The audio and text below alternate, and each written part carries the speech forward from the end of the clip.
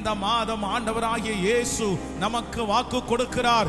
இந்த மாதம் தப்பி கரை சேருகிற மாதம். கர்த்தர் தப்பி கரை சேர பண்ணுகிறார். மூழ்கி விடுமோ என்று நினைக்கிற அந்த கப்பலை கர்த்தர் தன்னுடைய கண்ட்ரோலுக்கு கொண்டு வந்து, உன்னை மூழ்கடிப்பதற்காக இந்த பிரயாணத்தை நான் ஆரம்பிக்கல, உன்னை இடையில விடுவதற்காக இந்த பிரயாணத்தை ஆரம்பிக்கல, கடைசி வரைக்கும் உன்னை கொண்டு போவதற்காக தான் இந்த பிரயாணத்தினுடைய ஆரம்பத்திலே கர்த்தர் வாக்கு கொடுக்கிறார். இந்த பிரச்சனை உன்னை மூழ்கடிக்காது, இந்த போராட்டம் உன்னை மூழ்கடிக்காது, இந்த வியாதி உன்னை மூழ்கடிக்காது. நீ தப்பி கரை சேருவாய். நீ தப்பி கரை சேருவதற்கு நான் ஒரு உதவியை உனக்கு அனுப்புவேன்.